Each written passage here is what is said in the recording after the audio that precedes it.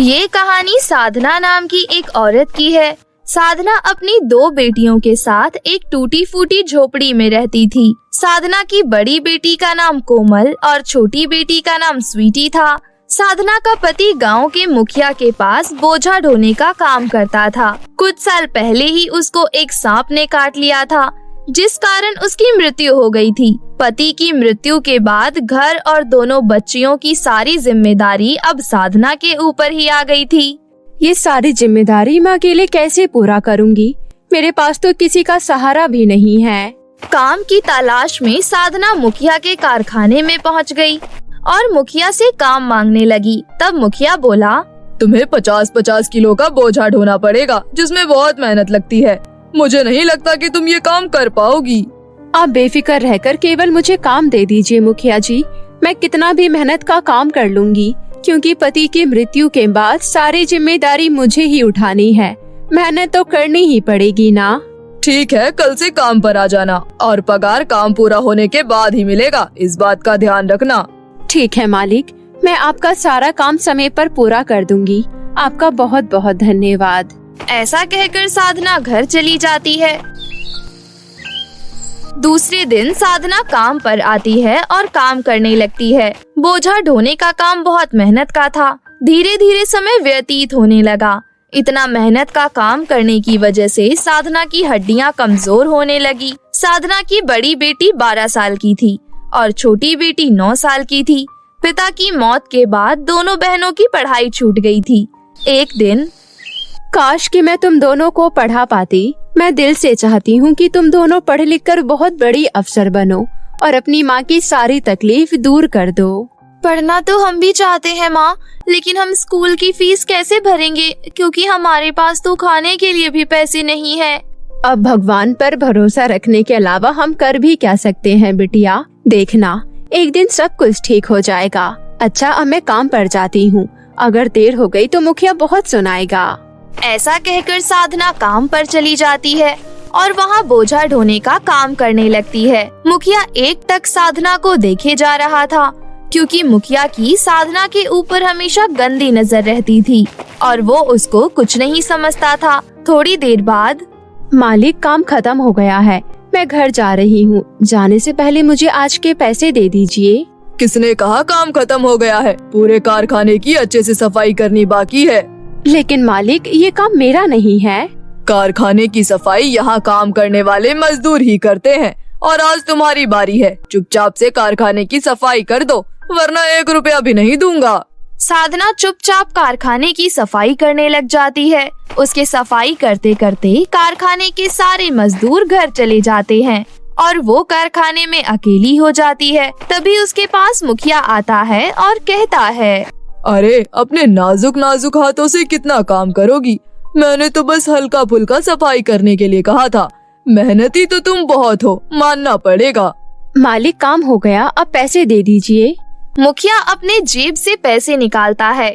साधना जब पैसे लेने के लिए हाथ आगे बढ़ाती है तो वो साधना का हाथ पकड़ लेता है, जिससे कि साधना बहुत डर जाती है और बिना पैसे लिए ही घर चली जाती है। अगले दिन साधना जब सोकर उठती है तो उसकी तबीयत बिल्कुल ठीक नहीं थी। उसका काम पर जाने का बिल्कुल मन नहीं था, लेकिन अगर वो काम पर नहीं जाती तो उसे 2 दिन के पैसे नहीं मिलते, क्योंकि एक दिन पहले भी साधना बिना पैसे लिए ही घर आ गई थी। किसी तरह हिम्मत करके साधना नहा धोकर कारखाने में पहुंच जाती है और अपना काम करने लगती है। तबीयत खराब होने के कारण साधना को चक्कर आ जाता है और उसके सर से बोझा उसके पैर पर गिर जाता है, जिस कारण उसके पैर से खून निकलने लगता है। ये देखकर वहाँ काम कर रहे दूसरे मजदूर उसके पास आ जाते हैं। अरे, साधना बहन को तो चोट लग गई है, बहुत खून निकल रहा है, कहीं हड्डी ना टूट गई हो। तभी वहाँ पर मुखिया आता है और गुस्से में चिल्लाने लगता है, सबने यहाँ पर भीड़ क्यों जमा कर रखी है? बस काम नहीं करने का बहाना चाहिए। चुपचाप जाकर सब अपना अपना काम करो। मुखिया की बात सुनकर सारे मजदूर अपना अपना काम करने चले जाते हैं। तब मुखिया साधना से कहता है, कितना नुकसान कर दिया तुमने मेरा। सारा सामान जमीन पर गिरकर खराब हो गया। एक काम ठीक से नहीं होता है तुमसे। मैंने पहले ही कहा था ना तुम्हें कि ये बहुत मेहनत का काम है, तुमसे नहीं होगा। मुझे माफ कर दीजिए मालिक, दरअसल आज मेरी तबीयत खराब है, इसलिए मुझे चक्कर आ गए। मुझे तुझे काम पर रखना ही नहीं है, निकल जा यहाँ से। ठीक है मालिक, चली जाऊंगी, लेकिन 2 दिन के पैसे तो दे दीजिए। कल तो मैं तुझे पैसे दे रहा था पर तूने लिया नहीं, इसलिए अब वो पैसे तो मैं तुझे देने से रहा। अगर तुझे आज के पैसे चाहिए तो तू मेरे घर आकर ले लेना। ऐसा कहकर मुखिया मुस्कुराने लगता है। साधना मुखिया के गंदे इरादे समझ गई और अपने घर की तरफ जाने लगी। जब वो घर जा रही थी तब रास्ते में उसको उसकी एक पड़ोसन मिल गई। अरे बहन, कहाँ जा रही हो और तुम्हारे पैर में चोट कैसे लग गई? क्या बताऊं बहन जी, पैरों पर 50 किलो का बोझा गिर गया था, जिस कारण चोट लग गई और मालिक ने गुस्से में काम से भी निकाल दिया। बहन, आपके पैरों से तो बहुत ज्यादा खून निकल रहा है। चलो आप मेरे साथ अस्पताल चलो, मैं आपका इलाज करवा दूंगी। अरे नहीं बहन, रहने दो, मेरे पास इलाज करवाने के लिए पैसे नहीं है। ज्यादा चोट नहीं है, खुद ठीक हो जाएगा। अरे नहीं, अपने आप कैसे ठीक हो जाएगा? आप मेरे साथ अस्पताल चलो, मैं आपका इलाज करवा दूंगी। साधना की पड़ोसन उसको एक सरकारी अस्पताल में ले जाती है। वहाँ पर वो साधना का इलाज करवाती है और दवाइयाँ दिलवाकर उसे घर पहुँचा देती है। तभी साधना की दोनों बेटियाँ उसके पास आती हैं और उसके पैर में पट्टी बंधी हुई देखकर कहती हैं, अरे माँ, आपके पैरों में क्या हो गया? आपको ये चोट कैसे लग गई? कुछ नहीं बेटा, थोड़ी सी चोट है, ठीक हो जाएगी, तुम परेशान मत हो। ऐसा कहकर साधना उदास होकर बैठ जाती है। कोमल बहुत समझदार थी। वो समझ जाती है कि उसकी माँ क्यों परेशान है और उन्हें समझाते हुए कहती है, तुम चिंता मत करो माँ, देखना भगवान हमारी मदद जरूर करेंगे और एक दिन सब कुछ ठीक हो जाएगा। ऐसा कहकर कोमल अपने घर के पास वाले स्कूल में गई, जहाँ वो पहले पढ़ने जाती थी। वहाँ उसने स्कूल के प्रिंसिपल से मिलकर खुद के लिए काम मांगा। तुम भला क्या काम कर सकती हो? तुम तो अभी बहुत छोटी हो। मैडम, मैं यहाँ साफ सफाई का काम कर लिया करूँगी, आप मुझे प्लीज काम पर रख लीजिए। कोमल प्रिंसिपल के आगे हाथ जोड़कर खड़ी हो गई। वैसे तो बाल मजदूरी के बारे में प्रिंसिपल को अच्छे से पता था, लेकिन कोमल की आंखों में लाचारी देखकर प्रिंसिपल ने उसे अपने यहाँ काम पर रख लिया। अब कोमल रोज उस स्कूल में जाकर साफ सफाई का काम करने लगती है। कोमल साफ सफाई का काम करने के बाद स्कूल के बच्चों को पढ़ते हुए देखती थी और खुश हो जाती थी। एक दिन उसे ऐसा करते हुए प्रिंसिपल ने देख लिया। प्रिंसिपल ने उसे अपने पास बुलाया और कहा, तुम पढ़ना चाहती हो ना? हाँ मैडम, मुझे और मेरी बहन को पढ़ने का बहुत शौक है, लेकिन घर की गरीबी के कारण माँ ने हमारा नाम कटवा दिया। अगर ऐसा है तो तुम कल अपनी बहन और माँ को लेकर स्कूल आना। कोमल ऐसा ही करती है। वो अगले दिन अपनी माँ और बहन को लेकर स्कूल जाती है। फिर प्रिंसिपल मैडम साधना से कहती है, देखिए, आज से आप यहाँ पर काम करेंगी और आपकी दोनों बच्चियाँ इस स्कूल में पढ़ेंगी। ये स्कूल मेरा ही है, इसलिए मैं आपकी दोनों बच्चियों से कोई फीस नहीं लूंगी। आपका बहुत बहुत शुक्रिया प्रिंसिपल मैडम। आपको अंदाजा भी नहीं है कि आपने मुझ पर कितना बड़ा एहसान किया है। ये कोई एहसान नहीं है, बल्कि ये तो एक इंसानियत है। साधना खुश होकर अपनी दोनों बेटियों को लेकर घर चली जाती है। अगले दिन साधना अपनी दोनों बेटियों को स्कूल लेकर जाती है। दोनों बेटियां पढ़ाई और साधना स्कूल में साफ सफाई का काम करने लगी। इस तरह काफी समय बीत गया। स्कूल से घर आने के बाद साधना को खाली बैठना पड़ता था, इसलिए एक दिन उसने प्रिंसिपल से कहा, प्रिंसिपल मैडम, स्कूल से घर जाने के बाद मेरे पास बहुत समय होता है। उस समय में क्या मैं आपके घर की सफाई कर सकती हूँ? आप मुझे थोड़ी ज्यादा तनख्वाह दे दिया करना। हाँ, ये आइडिया अच्छा है, लेकिन मेरे घर पर सफाई करने के लिए मैं तुझे तनख्वाह नहीं दूंगी। लेकिन क्यों मैडम? क्योंकि मैं उसके बदले तेरी दोनों बेटियों को ट्यूशन पढ़ाया करूंगी, ताकि तेरी बेटियां पढ़ लिख कर बहुत बड़ी अफसर बने और तेरी सारी परेशानियां दूर हो जाए। आपकी बहुत मेहरबानी होगी मैडम। आप जैसे अच्छे इंसान अब इस दुनिया में बहुत कम बचे हैं। साधना अगले दिन से प्रिंसिपल के घर में भी साफ सफाई का काम करने लगती है, जिसके बदले प्रिंसिपल मैडम साधना की दोनों बच्चियों को ट्यूशन पढ़ा दिया करती थी। इसी तरह काफी साल बीत गए। साधना की दोनों बेटियों ने बहुत ही अच्छे नंबरों से स्कूल पास किया और फिर अपना एडमिशन कॉलेज में करवा लिया। कोमल और स्वीटी ने बहुत मेहनत की और कुछ सालों की मेहनत के बाद उन्होंने सफलता हासिल कर ली। कोमल कलेक्टर बन गई और छोटी बहन स्वीटी सरकारी स्कूल में पढ़ाने लगी। जीती रहो मेरी बच्चियों, आज तुम दोनों ने ये साबित कर दिया कि बेटियां बहुत अनमोल चीज होती है। मेरा सर गर्व से ऊंचा कर दिया तुम दोनों ने। अगर तुम दोनों नहीं होती तो पता नहीं मेरा क्या होता। नहीं माँ, ऐसा नहीं है। अगर आप नहीं होती तो हमारा क्या होता, ये सोचने वाली बात है। अच्छा माँ, अब हम दोनों चलते हैं। कल हमें बड़े वाले बंगले में भी तो शिफ्ट होना है जो दीदी को सरकार की तरफ से मिला है। स्वीटी की बात सुनकर सभी हंसने लगते हैं। साधना प्रिंसिपल मैडम के घर जाकर उनका भी बहुत धन्यवाद करती है और अगले दिन वह सभी बड़े से बंगले में शिफ्ट हो जाते हैं और वहाँ पर साधना के पास नौकर चाकर किसी की कमी नहीं थी और इस तरह वो लोग अपना जीवन खुशी खुशी व्यतीत करने लगते हैं। एक समय की बात है, पृथ्वी से दूर एक परीलोक में सुहाना और रिहाना परी नाम की दो परियां रहा करती थी। वो दोनों बहनें थी, परंतु दोनों का स्वभाव बिल्कुल अलग था। जहाँ एक और रिहाना परी बहुत ही ज्यादा लालची किस्म की परी थी, वहीं दूसरी और सुहाना परी बहुत ही खुले दिल की थी। वो हर किसी की मदद करती थी और कभी भी पैसे का लालच नहीं करती थी। ऐसी ही एक दिन रिहाना परी सुहाना परी से कहती है, सुहाना, कल रिमझिम परी का जन्मदिन है, हमें उनके जन्मदिन पर उनके महल जाना है। अरे वाह, ये तो बहुत ही अच्छी बात है। हमें उनके लिए कोई अच्छा तोहफा लेकर जाना चाहिए।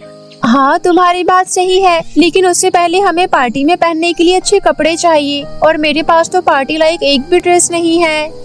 चलो ठीक है, पृथ्वी लोक चलते हैं। वहाँ हम लोग पार्टी में जाने के लिए कपड़े भी खरीद लेंगे और रिमझिम परी के लिए कुछ गिफ्ट भी ले लेंगे। इसके बाद दोनों परियां पृथ्वीलोक आ जाती है। वो दोनों परियां शॉपिंग करने जा ही रही होती है कि तभी रास्ते में उन्हें एक बुढ़िया मिल जाती है। बुढ़िया उन दोनों परियों को देखकर कहती है, अरे वाह, तुम तो परियां हो। मैंने सुना है परियां सभी लोगों की मदद करती है। कृपया करके मेरी भी मदद करो, मुझे बहुत भूख लगी है। मेरे पास खाने के लिए कुछ भी नहीं है। ठीक है अम्मा जी, ये लीजिए 10 सोने के सिक्के। मुझे रोज मेरी छड़ी से 10 सोने के सिक्के मिलते हैं। आज आप ये सिक्के रख लीजिए। रिहाना, एक काम करो, तुम भी इन्हें अपनी छड़ी से मिलने वाले सिक्के दे दो। वैसे भी तुम्हें तो 20 सिक्के मिलते हैं। कृपया करके इनकी मदद करो। ये सब पागलों वाले काम तुम ही करो। मुझे मेरे सिक्कों से रिमझिम परी की पार्टी में जाने के लिए ड्रेस लेनी है। ड्रेस तुम बाद में भी ले सकती हो रिहाना, अभी इन्हें जरूरत है और जरूरतमंद की मदद करनी चाहिए। रिहाना परी मुंह घुमाकर दूसरी तरफ खड़ी हो जाती है। रिहाना परी को देखकर सुहाना परी बुढ़िया से कहती है, माफ करिए अम्मा जी, आज कृपया करके आप इतने ही सिक्कों से काम चला लीजिए। बुढ़िया सुहाना परी का धन्यवाद करके वहाँ से चली जाती है। फिर थोड़ी देर बाद दोनों बहनें एक शॉपिंग मॉल में आ जाती है। क्योंकि रिहाना परी के पास अपने 20 सिक्के थे, इसलिए वो बहुत अच्छी शॉपिंग करती है और अपने लिए तरह तरह की ड्रेस लेती है। परंतु सुहाना परी कुछ भी नहीं ले पाती। फिर वो दोनों परियां जैसे ही शॉपिंग मॉल से निकलकर आगे बढ़ती है तो उन्हें एक और बुढ़िया दिखाई देती है। वो बुढ़िया दोनों परियों से कहती है, अच्छा हुआ तुम दोनों परियां यहाँ आ गई। पृथ्वी के खजाने को तुम दोनों का ही इंतजार था। खजाना? कौन सा खजाना? रिहाना, हमें इनकी बातों में नहीं आना चाहिए। चलो वापस परी लोग चलते हैं। सुहाना, बात तो सुनने दो। ये क्या कह रही है? लगता है ये किसी खजाने के बारे में बात कर रही है। हाँ, पृथ्वी लोक पर सभी परियों के लिए ढेर सारा खजाना है, पर कोई भी परी इसके बारे में जानती नहीं है। तुम दोनों परियां मेरे साथ चलो, मैं तुम्हें उस खजाने तक ले चलती हूँ। रिहाना, तुम जानती हो ना पृथ्वी लोक पर परियों के लिए कितने जाल बिछे होते हैं। हमें इनकी बातों में नहीं आना चाहिए। ऐसा कुछ नहीं है सुहाना, और वैसे भी सोचो, अगर हमें ये खजाना मिल गया तो हम लोग कितने अमीर हो जाएंगे। वैसे भी हम ये 10 और 20 सिक्कों में काम चलाते हैं। अगर हमें खजाना मिल गया तो हम भी बाकी अमीर परियों की तरह ऐसे जिएंगे। अगर तुम्हें खजाना नहीं चाहिए तो ठीक है, तुम वापस परी लोक चली जाओ। मैं इस बुढ़िया के साथ जा रही हूँ। सुहाना परी रिहाना परी को रोकने की बहुत कोशिश करती है, परंतु रिहाना परी उसकी एक बात नहीं मानती और फिर सुहाना परी परीलोक चली जाती है। पूरे दिन सुहाना परी रिहाना परी का इंतजार करती है, परंतु रिहाना परी परीलोक नहीं आती। एक दिन, एक हफ्ता और अब 1 महीना बीत जाता है। लेकिन रिहाना परी अभी तक घर नहीं आती। सुहाना परी परीलोक से लेकर पृथ्वीलोक हर जगह ढूंढ लेती है, परंतु रिहाना परी कहीं नहीं मिलती। फिर एक दिन पृथ्वी पर एक पेड़ की छांव में बैठकर सुहाना परी रोते हुए कहती है, मुझे पता ही था कुछ ऐसा होने वाला है, इसलिए मैं तुम्हें रोक रही थी रिहाना कि लालच करना बिल्कुल भी अच्छा नहीं है, लेकिन तुमने मेरी बात नहीं मानी। ना जाने अब तुम किस हालत में होगी। आखिर मैं करूं तो क्या करूं? तुम्हें ढूंढूं तो कैसे ढूंढूं?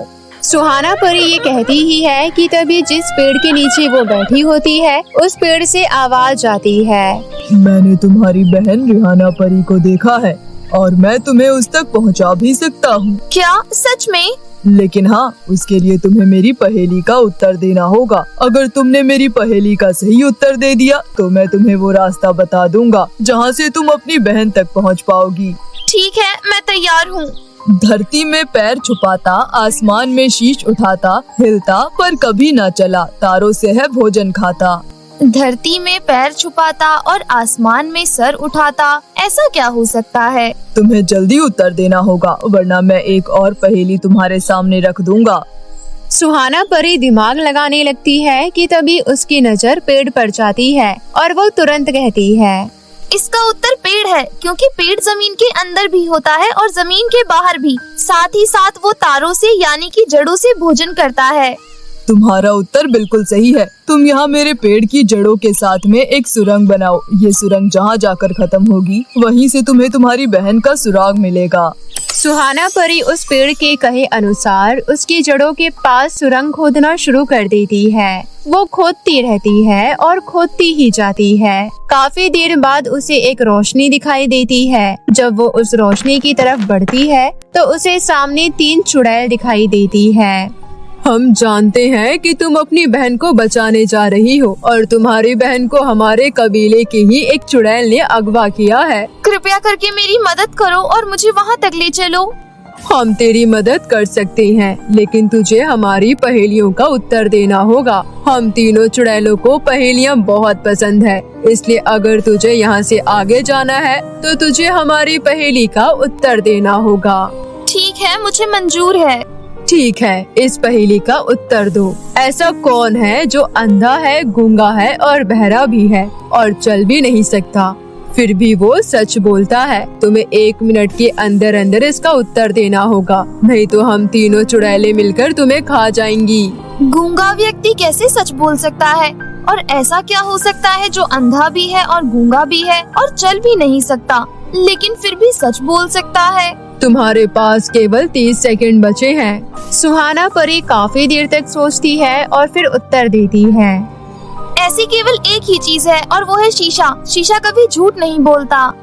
तुम्हारा उत्तर बिल्कुल सही है, तुम आगे जा सकती हो। सुहाना परी आगे बढ़ती है तो उसे कई सारे जंगली जानवर अपनी तरफ आते हुए दिखाई देते हैं। वो जंगली जानवर चुड़ैल के वश में लग रहे थे। लग रहा है इन जंगली जानवरों को चुड़ैल ने अपने वश में कर रखा है ताकि ये मुझे नुकसान पहुंचाएं। मुझे कुछ करना होगा क्योंकि मैं बिना वजह इन्हें नुकसान नहीं पहुंचा सकती।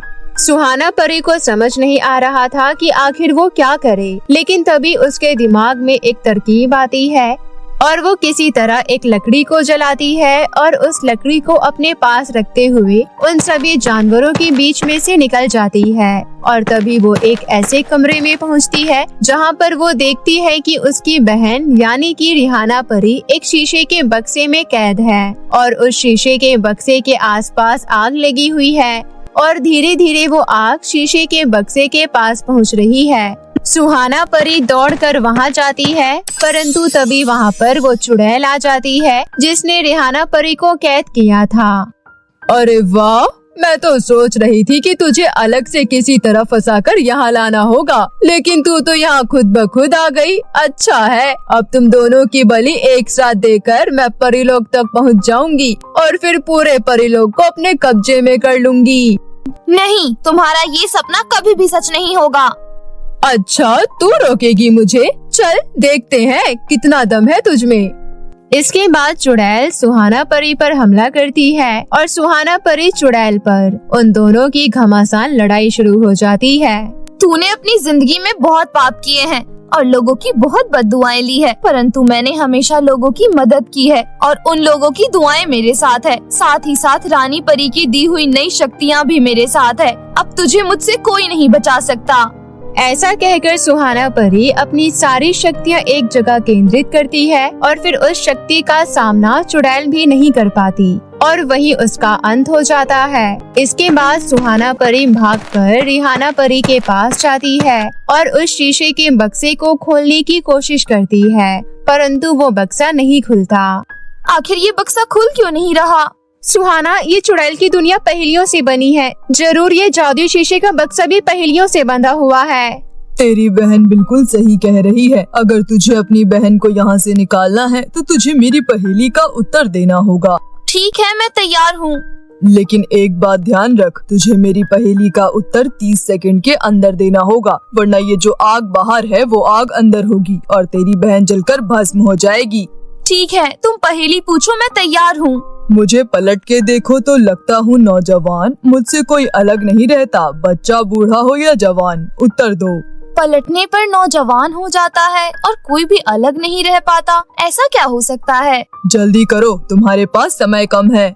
सुहाना परी आंखें बंद करती है और फिर थोड़ी देर बाद आंखें खोलकर कहती है, इसका उत्तर वायु है। वायु शब्द को यदि उल्टा कर दिया जाए तो उसका अर्थ युवा हो जाएगा, यानी कि नौजवान। और वायु से कोई भी अलग नहीं रह पाता, चाहे वो बूढ़ा हो, बच्चा हो या फिर कोई जवान। सुहाना परी के इतना कहते ही वो शीशे का बक्सा टूटकर चकनाचूर हो जाता है और रिहाना परी सही सलामत बाहर आ जाती है। बाहर आते ही रिहाना परी सुहाना परी के गले लग जाती है।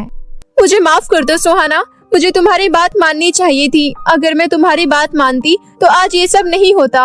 मुझे आज एक अच्छा सबक मिल गया है। आज के बाद मैं कभी लालच नहीं करूंगी और सभी लोगों की मदद करूंगी, बिल्कुल तुम्हारी तरह। ये तो बहुत अच्छी बात है रिहाना। चलो अब परी लोग चलते हैं।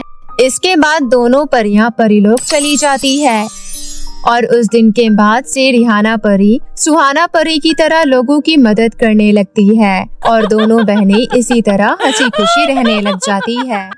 जादुई सोने के केक की नदी। बहुत समय पहले की बात है।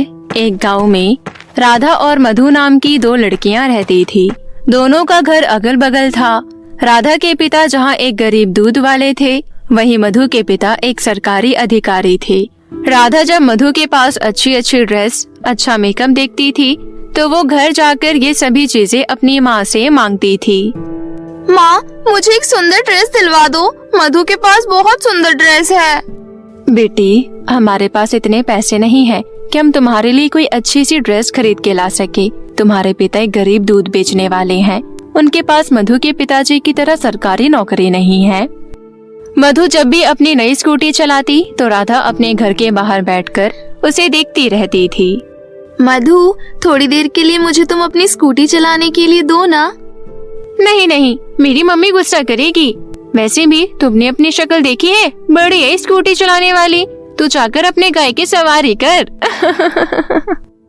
मधु और राधा एक ही महीने जनवरी में पैदा हुए थे। मधु के जन्मदिन पर मधु के घर में बहुत बड़ा जश्न होता था। मोहल्ले के सभी लोग जश्न में शामिल होते थे। राधा जब इस बार मधु के जन्मदिन में गई तो उसने देखा कि मधु के घर एक बहुत बड़ा चॉकलेटी बर्थडे केक रखा हुआ है, जिस पर ढेर सारी चॉकलेट लगी हुई थी। मधु चुपचाप राधा के पास आई और उसके कान में बोली, राधा, तुमने सपने में भी कभी इतना बड़ा केक देखा है क्या? तू तो मेहमान है, इसलिए तुझे केक का छोटा सा टुकड़ा खाने को मिलेगा, लेकिन मैं सारे केक मेहमानों के जाने के बाद पेट भर के खाऊंगी।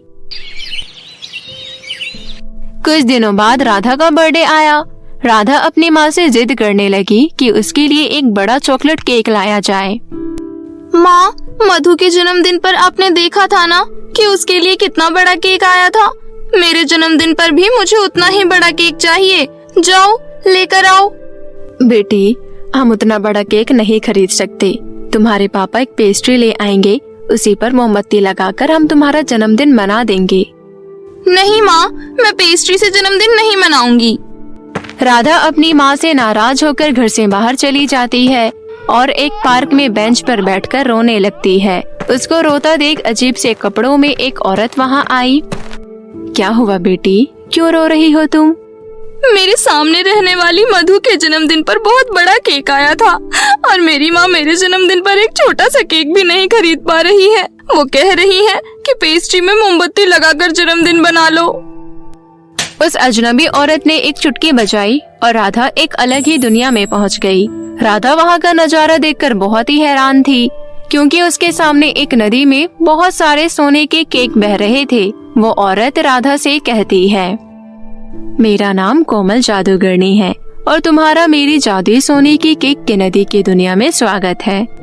राधा नदी में बह रहे केक को देखकर बहुत खुश हो रही थी। तभी जादूगरनी नदी में से एक केक को उठाकर राधा से बोलती है, ये लो, तुम ये जादुई सोने के केक को अपने घर ले जा सकती हो। इसको अकेले मत खाना, दूसरे लोगों को भी बांटना।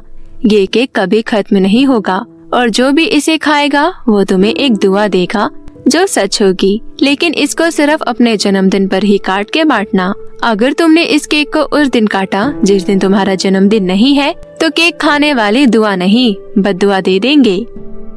राधा और जादूगरनी द्वारा दिया हुआ केक घर ले आ गई। राधा की माँ राधा के हाथ में सोने की एक केक को देखकर हैरान हो जाती है और राधा से पूछती है, इतना सुंदर सोने का केक तुम कहाँ से लाई हो?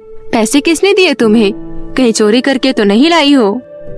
नहीं माँ, मैंने चोरी नहीं की। एक जादूगरनी ने मुझे ये जादुई सोने का केक दिया है और उन्होंने कहा है कि इसको खाने वाले के मुंह से एक दुआ निकलेगी जो सच हो जाएगी। माँ, उस रात राधा ने अपने जन्मदिन पर जादुई केक काटा। राधा ने जब केक अपनी माँ को खिलाया तो उसकी माँ ने उसे दुआ दी, मेरी बेटी को एक अच्छी स्कूटी मिले। अगले दिन राधा के स्कूल में एक आर्ट कंपटीशन होता है जिसमें राधा फर्स्ट आती है और प्राइज में स्कूटी जीत जाती है। राधा स्कूटी लेकर अपने घर पहुंची। अब मधु जब स्कूटी चलाती तो राधा भी अपनी स्कूटी लेकर बाहर आ जाती। राधा, तुम्हारे पास इतनी अच्छी स्कूटी कहाँ से आई? मेरे पास एक जादुई सोने का केक है। उसे काटकर अगर किसी को भी खिलाओ तो वो इंसान एक दुआ देता है और वो दुआ सच हो जाती है। मेरी माँ ने मुझे स्कूटी मिलने की दुआ दी थी। मधु ने सारी बात अपने माता पिता को बता दी। मधु के पिता एक रिश्वतखोर सरकारी नौकर थे। उन्होंने सोचा अगर वो केक उन्हें मिल जाए फिर वो किसी से भी मनचाहा काम करवा सकते हैं। मधु के पिता ने कुछ गुंडे को पैसे दिए। गुंडों ने राधा के घर में डाका डाल दिया और वो जादुई केक लेकर मधु के पिताजी को दे दिया। अब तो हमारे पास जादुई केक है। मधु की माँ, मैं तुम्हें जादुई केक खिलाऊंगा तो तुम मुझे दुआ देना कि मैं शहर का सबसे बड़ा सरकारी ऑफिसर बन जाऊं। मधु के परिवार को नहीं पता था कि केक को सिर्फ जन्मदिन वाले दिन ही काटना है, वरना केक खाने वाले के मुंह से दुआ की जगह बद्दुआ निकलेगी और वो सच हो जाती है। मधु के पिता ने केक काटकर अपनी पत्नी को खिलाया। तभी मधु की माँ बोली, आपकी सरकारी नौकरी छूट जाए और आप एक दूध वाले बन जाओ। क्या तुम पागल हो गई हो? ये तुमने क्या बोल दिया? तुरंत ही मधु के पिता के पास एक फोन आया जिसमें उनके एक सीनियर ने उन्हें बताया कि रिश्वतखोरी के इल्जाम में मधु के पिता को नौकरी से निकाल दिया गया है और उनको इसका जुर्माना भी चुकाना पड़ेगा। जुर्माना चुकाने के बाद मधु का परिवार बहुत गरीब हो गया था। अगली ही सुबह मधु के मामा उसके घर एक भैंस लेकर पहुँचे। दीदी, मैंने सुना है जीजा जी की नौकरी छूट गई है। ये भैंस पाल लो और दूध बेचने का काम धंधा कर लो। मधु का परिवार रोते हुए अपनी भैंस लेकर राधा के घर पहुंचा। राधा, हमने तुम्हारा जादुई केक को चुराया था ताकि हम बहुत ज्यादा अमीर बन सके, लेकिन इसकी वजह से तो हम गरीब हो गए। मधु, तुम्हें ये बात नहीं पता थी कि इस केक को सिर्फ अपने जन्मदिन वाले दिन ही काटना चाहिए, वरना केक खाने वाला व्यक्ति आपको बद्दुआ देता है और वो बद्दुआ सच हो जाती है। मधु और मधु के परिवार को अपनी चोरी पर बहुत पछतावा हुआ। उन्हें समझ आ गया था कि चुराई हुई चीज से फायदे से ज्यादा नुकसान होता है। परी का जादुई लहंगा और सैंडल। बहुत समय पहले की बात है। आनंदपुर नाम के एक गांव में खुशी नाम की एक लड़की रहती थी। खुशी एक अनाथ लड़की थी। उसका इस दुनिया में कोई नहीं था, परंतु वो अपने नाम के भांति हमेशा खुश रहती थी और वो बहुत ही चंचल और खुश मिजाज लड़की थी। वो जहाँ भी जाती लोगों को खुश कर दिया करती थी। सभी खुशी को बहुत प्यार करते थे। कैसी हो माँ? देखो मैं आपके लिए क्या लेकर आई हूँ। ठीक हूँ बेटी, क्या लाई है तू? हमेशा की तरह जंगलों से फल तोड़कर लाई होगी मेरे लिए। तुझे पता है ना, मुझे डॉक्टर ने फल खाने के लिए बोला है। तू सबका कितना अच्छे से ख्याल रखती है। भगवान तुझे बहुत सारी खुशियाँ दे बेटी। अम्मा, बाबा नजर नहीं आ रहे हैं, कहाँ हैं? तेरे बाबा जरा टहलने गए हैं, आजा तेरे को कुछ खिलाती हूँ। फिर कभी अम्मा, आज मैं जरा जल्दी में हूँ, महल जा रही हूँ। महारानी ने मुझे लहंगा सिलने के लिए दिया था, अब वो सिल गया है। इतना बोलकर खुशी महल चली जाती है। महारानी लहंगा देखकर बोलती है, अरे वाह खुशी, तूने तो बहुत ही अच्छा लहंगा सिला है। पूरे गांव में मुझे बस तेरे ही हाथ का सिला हुआ लहंगा पसंद आता है, वरना तो कोई टाइट फिटिंग कर देता है तो कोई ढीला ही छोड़ देता है। ये तो आप लोगों का ही आशीर्वाद है महारानी जी। अच्छा, अब मुझे इजाजत दीजिए, मैं चलती हूँ। मैंने तुझे कितनी बार कहा है मुझे महारानी मत बोला कर। तू मुझे काकी क्यों नहीं कहती है? मैं तो तुझे अपनी समझती हूँ, क्या तू मुझे अपना नहीं समझती है? काकी, आप सच में बहुत अच्छी हो। मुझ अनाथ लड़की को इतना प्यार करती हो। कभी कभी तो मैं भूल ही जाती हूँ कि मैं अनाथ हूँ। पूरा गांव मुझे इतना प्यार करता है। खबरदार खुशी की बच्ची, जो कभी अपने आप को अनाथ कहा तो। हम सब है तो तेरे साथ। कभी किसी चीज की दिक्कत हो तो हमें बेझिझक बता दिया कर, बिल्कुल भी संकोच मत किया कर। अब इतने दिनों से तू हमारे लिए लहंगे सिल रही है, लेकिन आज तक तूने मुझसे 1 रुपया नहीं लिया। मैं तुझसे कितनी बार जबरदस्ती करती हूँ, लेकिन फिर भी तू मुझसे पता नहीं क्यों पैसे नहीं लेती। महारानी, पैसे लेकर मैं क्या करूँगी? गांव में कहीं भी जाओ, कोई भी मुझे खाना खिला देता है, और घर में सोने के लिए बिस्तर तो है ही। मुझे भला क्या जरूरत पैसों की? हाँ हाँ, बातें बनवा लो तुझसे। अच्छा सुन, ये कुछ फल फ्रूट है, इन्हें अपने साथ लेती जा। ठीक है काकी, अब मैं चलती हूँ। उसके बाद खुशी वहाँ से चली जाती है। तभी रास्ते में एक चाय की टपरी से एक औरत खुशी को आवाज लगाती है, अरे ओ खुशी बिटिया, तुम्हारे लिए किसी का फोन आया था, जरा बतिया तो लो। मेरे लिए फोन? आती हूँ काकी। खुशी चाय की टपरी पर जाकर बोलती है, हेलो, कौन हो आप और मुझे कैसे जानते हो? अरे खुशी, तुम मुझे भूल गई? मैं बोल रहा हूँ आदित्य। अरे आदित्य, तुम कैसे हो और गांव कब आ रहे हो? कितने साल हो गए तुम गांव नहीं आए। जब तुम्हारी छुट्टियां पड़ती है तब तो आ जाया करो। अरे खुशी, अब तुम चिंता मत करो, अब मेरी पढ़ाई खत्म हो चुकी है। अब तो मैं हमेशा हमेशा के लिए वहाँ आ रहा हूँ। सच में? मैं बहुत खुश हूँ। क्या तुमने महारानी जी को ये बात बताई? अभी तक तो नहीं बताई, मैं माँ को सरप्राइज देना चाहता हूँ। अच्छा चलो, अब मैं रखता हूँ, आज शाम की मेरी फ्लाइट है, कल मैं गाँव आ जाऊंगा। इतना कहकर आदित्य फोन रख देता है। आदित्य महारानी का बेटा था जो पढ़ाई करने के लिए विदेश गया हुआ था। आदित्य और खुशी बचपन से ही एक दूसरे से प्यार करते थे। आदित्य के गांव आने की बात सुनकर खुशी बहुत खुश हो जाती है और कहती है, काकी, आपको पता है आदित्य गांव आ रहा है? मैं बहुत खुश हूँ। अच्छा काकी, मैं चलती हूँ, मुझे बहुत सारी तैयारियाँ करनी है। ठीक है, जा आराम से जाइयो। खुशी बहुत खुश होकर चली जाती है और अगले दिन होने का इंतजार करने लगती है। अगले दिन आदित्य महल पहुंच चुका था। खुशी बहुत खुश होकर महल जाती है और महारानी से मिलती है। महारानी जी, आदित्य कहाँ है? आदित्य मेरी सहेली के घर गया है। अच्छा मेरी बात सुनना, आदित्य के आने की खुशी में मैंने शानदार पार्टी रखी है, तो तू जरा तैयारियां करवा दे। उस पार्टी में मैं आदित्य और मेरी सहेली की बेटी वामिका की शादी का ऐलान करूंगी। महारानी की ये बात सुनकर खुशी के पैरों तले जमीन खिसक जाती है। सच में महारानी जी, क्या आदित्य शादी के लिए तैयार है? अरे वो मेरा बेटा है, कैसे नहीं होगा शादी के लिए तैयार। वो मेरी कोई बात नहीं टालता और इस बार भी वो मेरी बात जरूर मानेगा। ये सब सुनकर खुशी का दिल बैठ जाता है और वो बिना कुछ काम किए तबीयत खराब होने का बहाना लगाकर वापस अपने घर आ जाती है। भगवान, मेरे साथ ही हर बार ऐसा क्यों होता है? आपको तो पता है मैं आदित्य से कितना प्यार करती हूँ। अगर आज ये रिश्ता हो गया तो हम कभी एक दूसरे से नहीं मिल पाएंगे और हमारा प्यार अधूरा ही रह जाएगा। मुझे लगता है शायद आदित्य को भी वामिका पसंद है, तभी तो वो आने के बाद मुझसे मिलने की बजाय पहले वामिका के पास गया। खुशी खूब रो रही थी। रोते रोते उसको नींद आ जाती है। थोड़ी ही देर बाद कोई उसका दरवाजा खटखटाता है। वो कोई और नहीं बल्कि आदित्य था। खुशी, खुशी दरवाजा खोलो, देखो मैं तुमसे मिलने आया हूँ। अरे ये तो आदित्य की आवाज है। उसके बाद खुशी दरवाजा खोलती है। तब आदित्य उससे कहता है, कमाल है खुशी, मुझे लगा तुम महल में मेरा इंतजार कर रही होगी।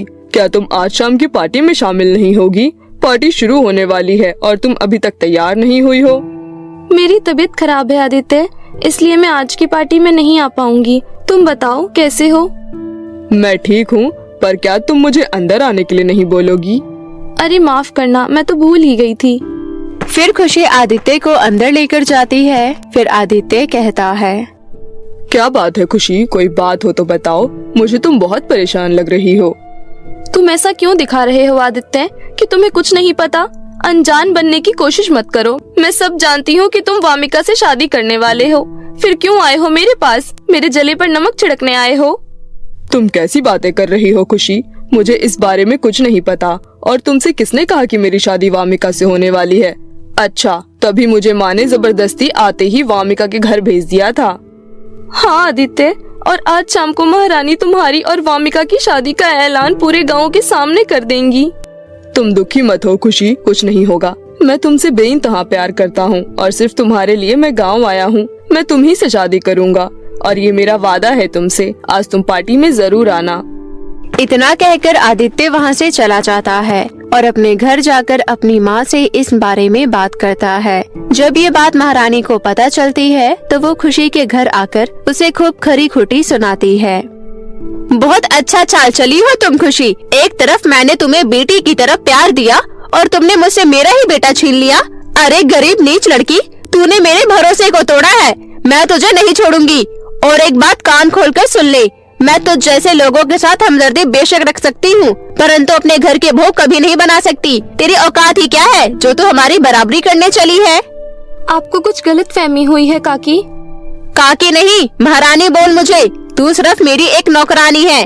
आजकल तो नौकर भी वफादार होते हैं, लेकिन तूने तो मेरे पीठ पीछे ही खंजर मार दिया। अगर तू अपनी भलाई चाहती है तो हमेशा हमेशा के लिए मेरे बेटे की जिंदगी से दूर चली जा, समझी तू? इतना बोलकर महारानी वहाँ से चली जाती है और इधर खुशी को उनकी बातों का बहुत बुरा लगता है। तूने वाकई बहुत गलत किया है खुशी। तुझे एक माँ को ऐसे नहीं सताना चाहिए। एक माँ को पूरा हक है कि वो अपने बेटे के बारे में सोच सकती है। तू बहुत बुरी है खुशी, तुझे जीने का कोई हक नहीं है। इतना सोचकर खुशी कुएं के पास चली जाती है और कुएं में कूदने लगती है। तभी कुएं के अंदर से एक परी निकलती है और वो खुशी से कहती है, रुक जाओ लड़की, इस तरह अपनी जान देने का तुम्हारा फैसला बिल्कुल गलत है। मनुष्य का जीवन बहुत अनमोल होता है, वो ईश्वर का दिया हुआ बहुत कीमती तोहफा होता है। तुम्हारी खुदकुशी करने की वजह क्या है, मुझे बताओ, मैं तुम्हारी समस्या हल करूंगी। उसके बाद खुशी परी को सारी बातें बताती है। आप ही बताइए परी जी, मैं क्या करूं? मैं महारानी जी का दिल दुखाकर उनके घर की बहू कभी नहीं बन सकती। मुझे उनसे प्यार चाहिए और मैं आदित्य के बिना भी नहीं जी सकती। आदित्य की माँ को तुमसे इस बात की तकलीफ है कि तुम गरीब हो। तुम चिंता मत करो, ये लो, ये जादुई लहंगा है और इसके साथ ये जादुई सैंडल है। इस लहंगे को पहनते ही तुम दुनिया की सबसे खूबसूरत लड़की में बदल जाओगी और इस सैंडल के जादू से तुम्हारे प्रति महारानी के मन में जितनी भी घृणा है सब खत्म हो जाएगी और तुम अपना जीवन अच्छे से व्यतीत कर पाओगी। खुशी उस जादुई लहंगे और सैंडल को घर आकर खुशी खुशी पहन लेती है। लहंगा पहनते ही खुशी बेहद खूबसूरत हो जाती है। उसके बाद वो सैंडल पहनकर महल में जाती है। उसे महल में देखकर महारानी गुस्से से लाल पीली होते हुए बोलती है, तुम्हें शर्म नहीं आई? मेरे इतना जलील करने के बाद भी तुम यहाँ आई हो? तभी खुशी मन ही मन जादुई सैंडल को जादू दिखाने के लिए कहती है। फिर एकदम से महारानी कहती है, अरे बेटी, तुम आ गई? चलो अच्छा हुआ तुम आ गई। मैं तुम्हें एक बात बताना चाहती हूँ। मुझे तुम्हारी और आदित्य की शादी से कोई ऐतराज नहीं है। चलो मैं सबके सामने इस बात का ऐलान करती हूँ। उसके बाद महारानी सबके सामने आदित्य और खुशी की शादी का ऐलान कर देती है। कुछ ही दिनों बाद दोनों की शादी हो जाती है। इस प्रकार परी के दिए हुए जादुई लहंगे और सैंडल की वजह से खुशी को उसकी खुशियाँ मिल जाती है और वो अपना जीवन खुशी खुशी व्यतीत करने लगती है।